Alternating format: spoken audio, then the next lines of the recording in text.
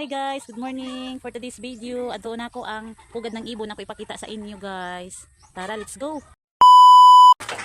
Before kita makadto guys, flex ko sa Ano na siya guys, ang akong mga alaga ng mga pato.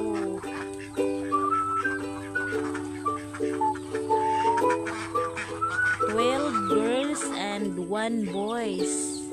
Wow! Pato o itik. Ang itik is 4 girls and 1 boy. Wow! Ano siya guys? Siya. Risko kayo siya din nakita guys. Wow! Ang mangga. Oh no! May puno ng mangga. Para dili sila mainitan.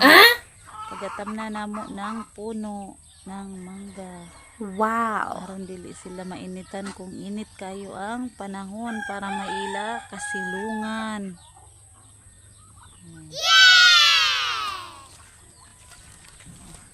Mao ni siya ang akong madre di agwa.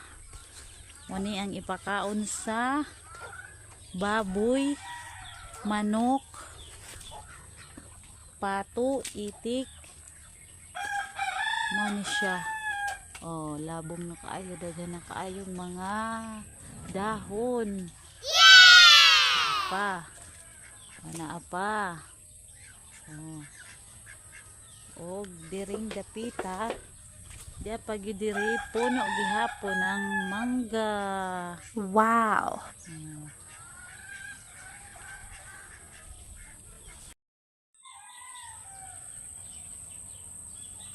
Tara, ato na adtuon ang adtuon na nato ang pugad ng ibon. Di ara diri dapit ang pugad ng ibon. Pag-ari nako diri, pagbahog nako ng mga pato o itik.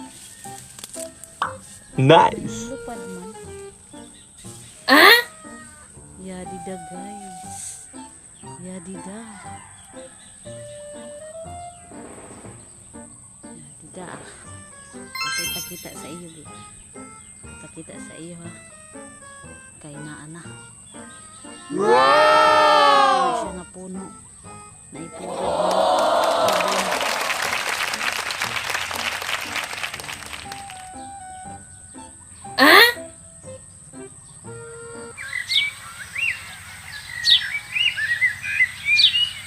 Ano siya na puno. Naipugad ng ibon. Naaraan. Oh. Sa una mga gagmay pa kami nang ako mangod mo niya mong trabahoon mangita may mga ani pag makakita may itlog ng langgam lipay kayo ni huwag mo gini ang kalingawan sa una gikan kami sa una gagmay pa kami o diba makalingaw pag makakita ka og kuan itlog ng ibon.